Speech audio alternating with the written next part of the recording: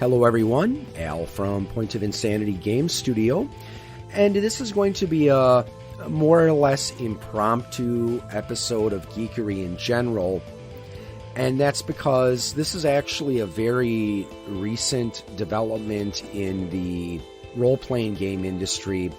It actually just happened just a couple days ago. It is something I did want to talk about because it is something I have some opinions on, and I have a feeling that there's going to be a lot of developments and a lot of opinions going back and forth among the role-playing game publishing community about this recent story. Now, I heard about this from both Polygon and Gizmondo. There's a leaked document, and since it is leaked, of course we should take this with a grain of salt that things may change at a later time. But Wizards of the Coast, the current makers of Dungeons & Dragons, is going to be making some changes to the open gaming license. Now, I think it's important to look back at the OGL, especially for people who might not really be familiar with it or might not know some of the history behind why Wizards of the Coast may have decided to introduce the OGL. And I'm sure there's probably some people out there that are thinking, what the heck is an OGL? It's short for Open Gaming License.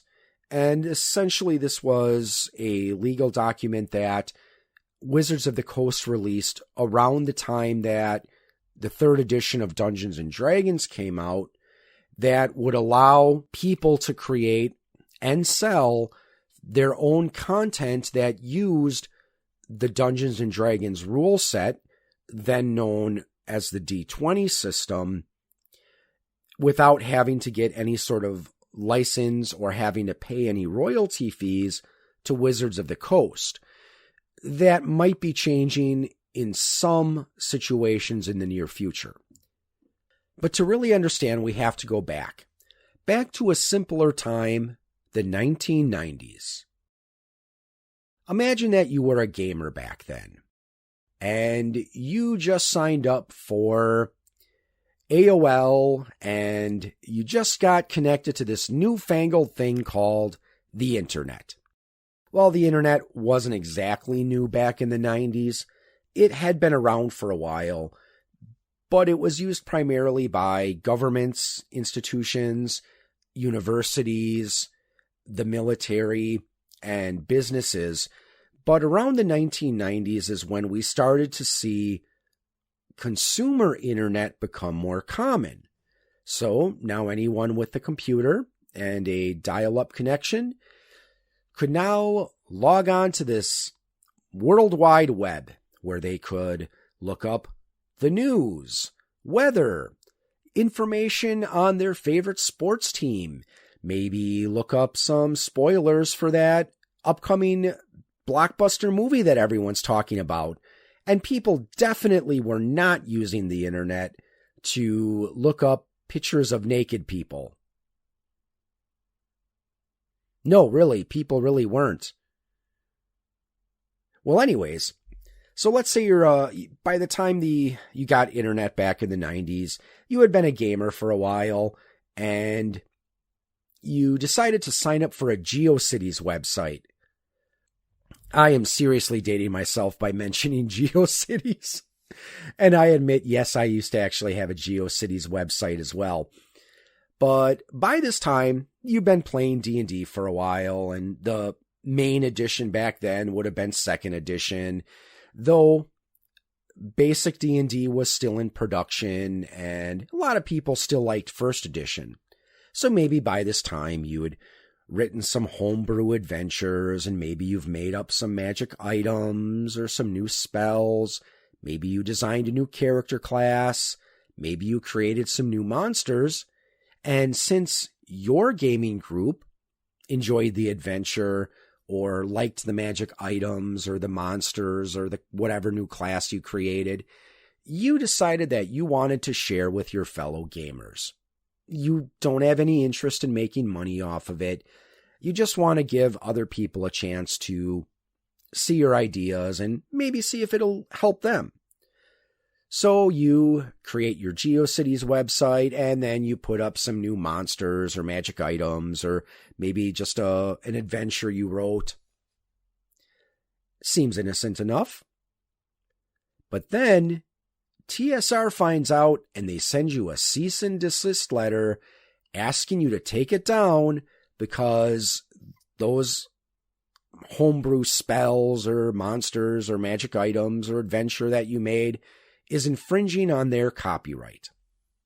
Well, needless to say, this did cause a bit of a rift between TSR and their fan base. So some people started to spell the name of the company as $T$R because they thought that they were just more interested in money and protecting their IP, which that honestly, I can't blame them for wanting to protect their intellectual property. But it can be overdone. I mean, in this case, you just had people who made some new material for the game and they wanted to share it with other people. They weren't trying to make any money off of it. So as we fast forward to the late 90s, we find that TSR is not doing very good financially. Long story short, they made some very questionable, if not downright stupid, business decisions. And that caused the company to essentially bankrupt itself. I recommend checking out, I think it was episode 100 of Radio Free Borderlands. This is a podcast that a good friend of mine named Dan does, and him and another friend of mine, they did an episode called The Rise and Fall of TSR, where they talked about the humble origins of the company and then some of the things that led to their downfall. So I definitely recommend checking it out if you have the opportunity. So eventually, TSR is acquired by one of their competitors, Wizards of the Coast. They decide that what they're going to do now is they're going to create a new version of Dungeons & Dragons, one that's totally different from the versions that we were used to so far. In the year 2000, Wizards of the Coast released Dungeons & Dragons 3rd Edition. They also did something else that was quite revolutionary at the time. They introduced the D20 license, or Open Gaming License. And this would allow independent role-playing publishers to create and sell content that is compatible with their version of Dungeons & Dragons with some restrictions, but for the most part it was pretty reasonable. As far as why they did this, one of the main theories is that a lot of fans thought that this was WotC's way, Wizards of the Coast, this was their way of extending an olive branch to fans who felt slighted by TSR and their relentless and sometimes unreasonable defense of their intellectual property. Now, there's also another series of articles I'd like to recommend. I think it's on enworld.com, but it's a series called Ghosts of D&D Past, Ghosts of D&D Present, and Ghosts of D&D Future. And it does talk a bit about the history of Dungeons & Dragons, as well as TSR and WotC, up to that point in time when the articles were written. When they discussed the Open Gaming License, one of the people who was one of the lead designers at Wizards at the time, had mentioned one of the reasons they did this is because it would allow small companies with big ideas to enter into the gaming industry using a system that was established and well-tested and well-recognized. It also would allow these other companies, which were sometimes just called D20 companies, to explore genres and subject matter that Wizards of the Coast either didn't have the interest, the time, or the money to explore. One good example is there is a company, Guardians of Order. They created a game called Besom, short for Big Eyes, Small Mouth. It is a game that is intended to simulate the world of Japanese animation. They eventually used the D20 license to create a D20 version of Big Eyes, Small Mouth. Pretty smart move, really. I know a lot of people who play Dungeons and Dragons who are also into anime.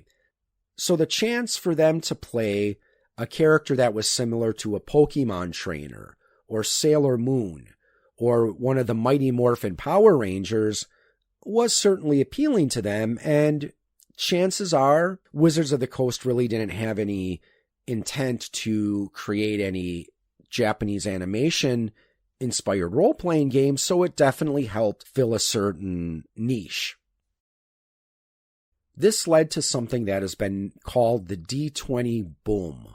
After they announced this open gaming license, there were tons of new role-playing game companies that were all of a sudden popping up and starting to sell their products to stores. But with every boom, there comes a bust. A few years later, there was an event known as the D20 bust.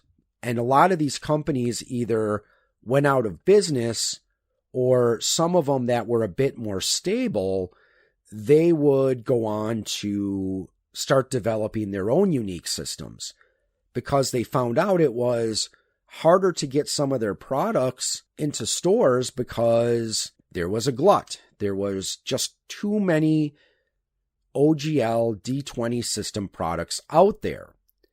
Now, if you are the owner of a brick and mortar, a physical game store, you've only got a limited amount of space, and you don't have any way to know which D20 products are going to sell and which ones are just going to sit on your store shelf and collect dust for who knows how many years. Now, obviously, this didn't kill the industry as some of the naysayers back then predicted it would. Back in the 90s and up until the early 2000s, I was in a different gaming company called Lasallian Games that I formed with some friends of mine from high school. And I remember one of our fans back then asking us why we didn't do any sort of D20 product. Now, my thought on the matter, back then, as it is today, the problem when you're doing something like with the OGL is you're playing by their rules. And that means Wizards of the Coast, they can change the terms of the OGL whenever they wanted, and there wasn't really anything you could do about it. You would have to change your product or possibly risk facing, legal action.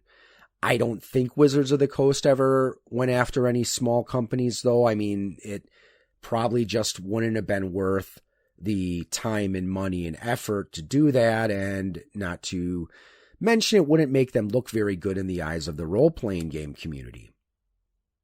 They did eventually start to make some changes to the OGL, and there is one product that was believed to be responsible for these changes. I think the name of the company was Valorium Press. I might be wrong on that, but they created a product called the Book of Erotic Fantasy. And I will admit, I did see it in a store, and yes, I did pick it up and look through it.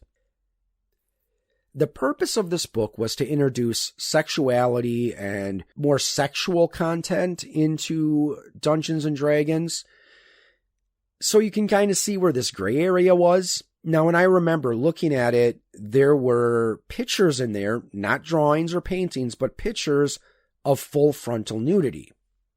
And let me just say that I am not offended by tasteful depictions of nudity as long as the models are adults, they're consenting, and they know exactly what is going to be done with that nude image of them. So I assume the company made sure that their models were adults and that they knew what it was going to be used for. I guess the problem I had, though, was, okay, they should have put like a plastic wrap around the book, because Dungeons and Dragons and role-playing games, they've always had somewhat of a bad rap, and gamers have sometimes been stereotyped as sexually depraved individuals. So, of course, this book was not going to fight any of those stereotypes. But I guess my point is that it's in a bookstore where a teenager, because there were a lot of preteens and young teenage people who liked Dungeons and Dragons, I mean, I could see them picking up this book and looking through it, and then, their mom or their dad sees them looking at it, and next thing you know, they don't want them to play Dungeons and Dragons anymore. Obviously, this book did not sit well with Wizards of the Coast, and that's when a lot of people noticed they started to get a little bit of a tighter grip on the OGL. But again, they were still allowing people to make compatible products with some regulations. The main ones were some of the original creatures that they created, like the Mind Flayer and the Beholder. You couldn't use those because, again, those were original creatures covered by their intellectual property, when obviously stuff like giants and dragons and ogres, those have been part of folklore and mythology for thousands of years. I'm going to read some information from an article from Gizmondo.com. Now, just to put a timestamp on this, I am recording this on January 6th, and this was released on, I think, either January 4th or 5th, so not too long ago. Now, according to some information from this leak, original OGL will become an unauthorized agreement, and that no new content will be permitted to be created under the original license. So I assume there's still allow companies that have created material using the original license should still be able to keep those products up. Now, this doesn't really affect me personally. I have a handful of products I made that were not really OGL. I would consider them more retro clones. It's a game system called Modern Monks. It was essentially a revamped version of 2nd edition that made a focus on martial arts, where you could play it as a gritty and realistic, like a Chuck Norris movie, or you could introduce flashy techniques and it would allow you to play campaigns that would be like the Street Fighter or Mortal Kombat video game series. So whether that's going to be impacted or not, I don't know. It's not a huge seller for me, so if I have to make changes to it, I have no problem with that. Now, here's where some of the concern comes in. Last year, Wizards of the Coast announced that they were going to be making a new version of Dungeons and Dragons that right now has the code name of 1D&D, which, by everything I've heard, it would still be compatible with 5th edition.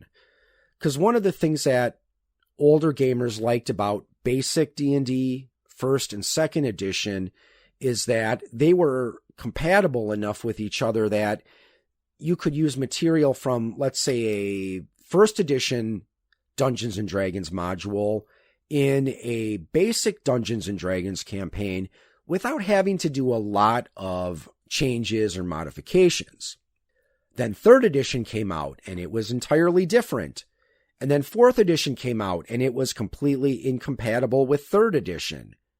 And then 5th edition comes out, which is it's a good system. I've played it a few times, but doesn't have that backwards compatibility that older versions of the game did.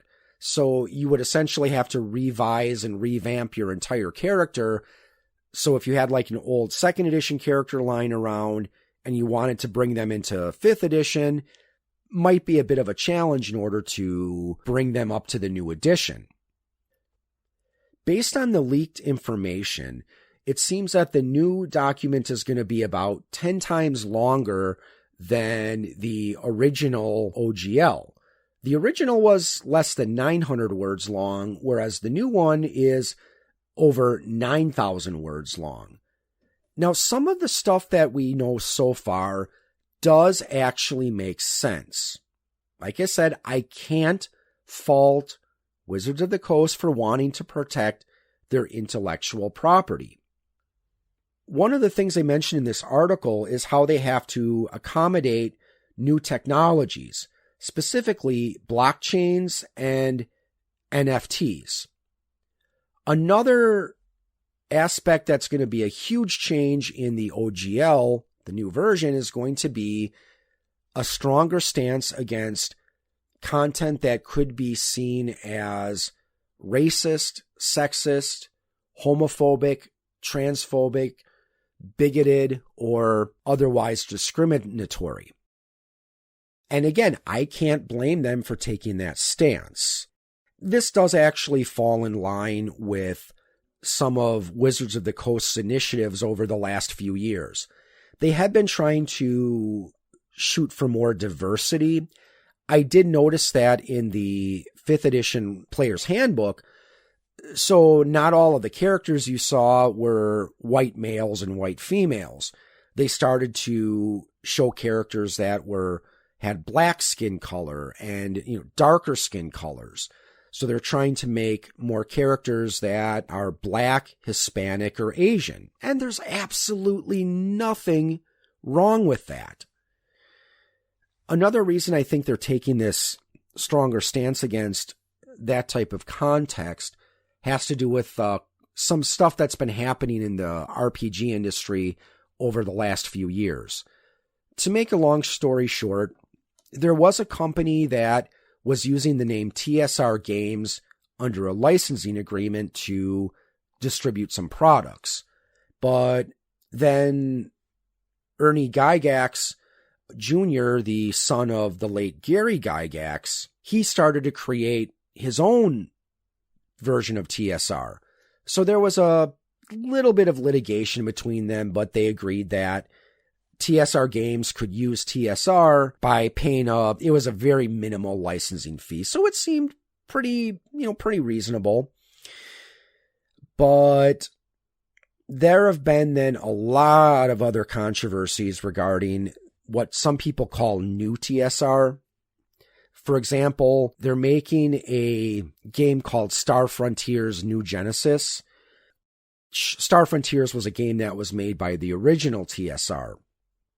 And there was a leaked copy that came out, and yeah, let's just say there was racist and transphobic and homophobic content in what we've seen of that product so far.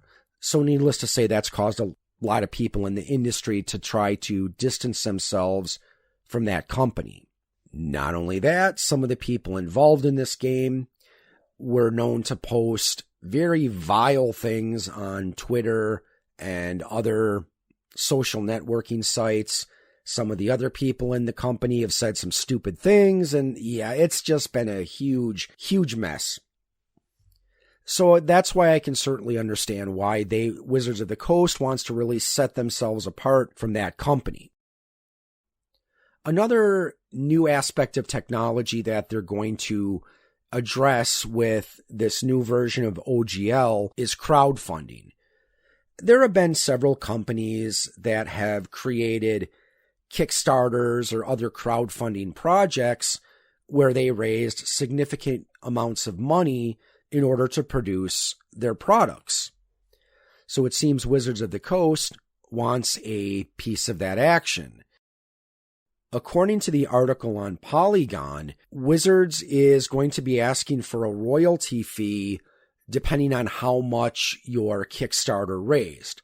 So if it ended up being a fairly small Kickstarter, maybe you were only looking for $5,000 and you managed to get $5,000, you're probably not going to be impacted by this. However, it seems that for companies that have more successful Kickstarters that raised hundreds of thousands of dollars, they could ask for a royalty fee of anywhere from 20 to 25% of what you made. As far as Kickstarter's take on this, it seems that they're trying to walk that fine line. One of the executives mentioned that they're not a part of licensing agreements. And I can certainly understand why they would want to stay out of this, because they're just providing a platform for this crowdfunding to take place.